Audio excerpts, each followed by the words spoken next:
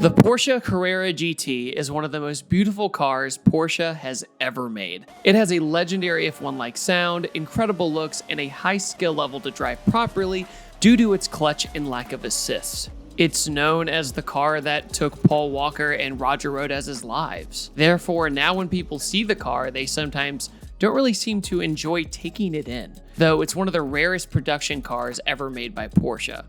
In fact, after all these years of filming cars, I hardly ever see them. Whenever I do see a Carrera GT, my first thought is the first time I saw it in Need for Speed Undercover. Not the best Need for Speed game by any means, but I couldn't believe I didn't know about this car when I heard the motor sound blaring through my CRT TV and basically destroying its fragile little speakers. So I did what any car guy would do in 2008. I watched the Top Gear episode. The Top Gear episode made it sound like it was incredibly intimidating to drive. It's also a very funny episode of him having a quote-unquote German meticulous point of view describing the extreme detail that went into the cars during development. I could go on and on about this episode, but let's just say the review was almost nothing but positive.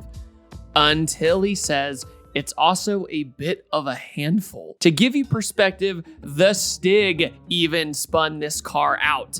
One of the best drivers to ever be on television. The only other car I can remember off the top of my head that he got into an accident with was the Koenigsegg CCX, which had a twin supercharged 4.7 liter V8, making over 800 horsepower compared to the Carrera GT's 605 horsepower with its 5.7 liter naturally aspirated V10.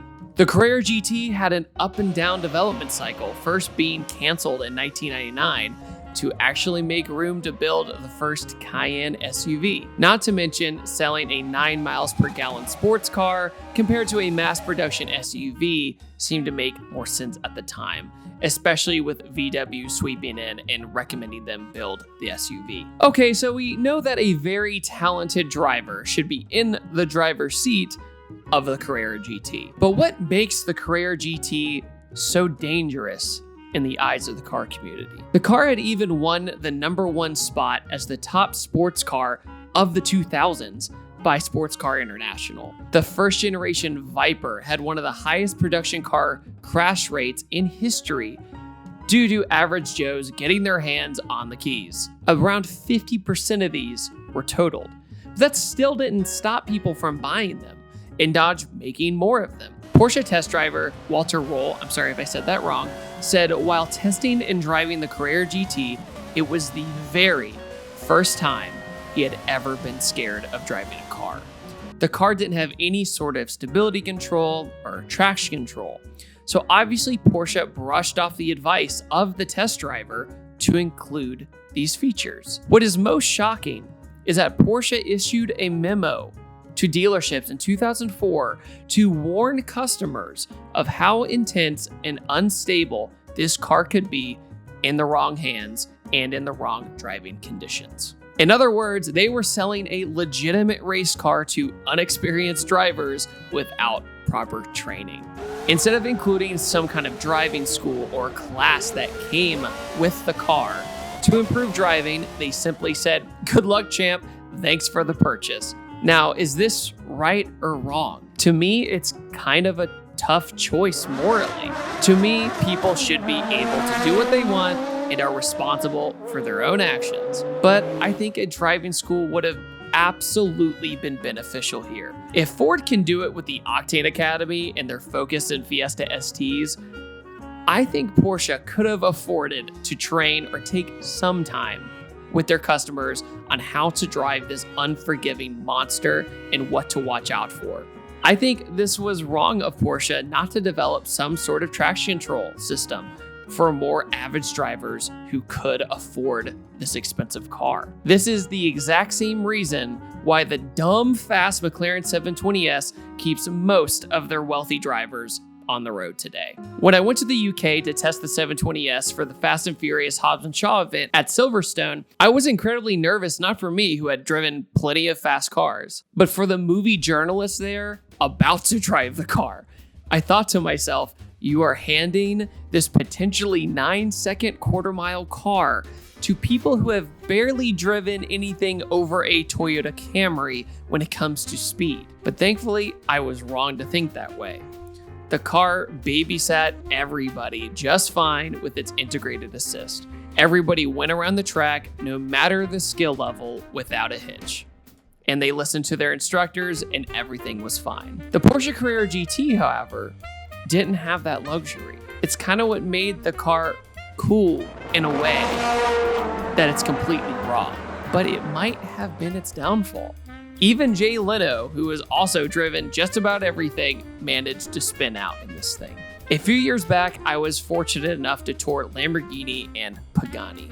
Inside Pagani was a Carrera GT, and I asked, oh wow, what's with the Carrera GT? And they smiled and they told me simply it was one of their favorite cars and they admired it greatly. True car guys adore this car for what it represents. Pure, raw driving talent. But it will bite you if you aren't careful. I remember when I was going to drive the Porsche 918 Spider and the owner said, I also have a Carrera GT, but I don't let anybody drive that. Did you hear what I just said? This man handed me the keys to a $1 million hypercar over the Carrera GT just due to the danger level. There is, of course, the main elephant in the room. This is involving Paul Walker's accident in November 2013. In 2016, a friend of mine you might have heard of named Matt Farah from The Smoking Tire wrote an article discussing what he theorized was the true cause of the crash. It made me change the way I drive anything in life and the importance of one thing: tires. Tires are the only thing that connects you to the road. And tire technology is so much more advanced than when the Carrera GT came out. It's not even funny. In a nutshell, the tires at the time just weren't good enough to handle what the Carrera GT was truly capable without the help of some sort of traction control system. The car capabilities and the speed outran the tire tech of the mid-2000s for a street car. Not to mention tires, even when they aren't used and they are just sitting, they age in a way that you might not be aware of. The rubber gets old and dry and simply doesn't work the same way it used to. So those quote-unquote new tires that are on the car for years might as well be bald. It's a placebo effect. So all that tread on those tires doesn't matter. And here's where it gets the most depressing. As Matt says in his article, the tires, like the car, were 9 years old. Speeding, of course, was to blame, but the tires were a bigger problem at 90 miles an hour. And two legendary people, just like that, were gone. Do me a favor.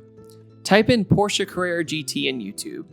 It's mostly about the sound and straight piping the car, which is glorious. The infamous VR Alexander video speeding through the streets of LA with a straight pipe Carrera GT. Cars in motorsport at the end of the day are dangerous. But the Carrera GT seems to give drivers a newfound confidence in themselves, sometimes before it's too late. If I ever get the chance to drive one of these, I will obviously not say no. However, knowing their history and the dangers of the car, there is no doubt that I would not be extremely careful. Maybe one day I'll get to experience the raw power of the beautiful but dangerous beast that is the Porsche Carrera GT. What do you guys think about the Porsche Carrera GT? Do you still like it? Do you think it has a bad legacy? Do you think it's just too dangerous for the average Joe?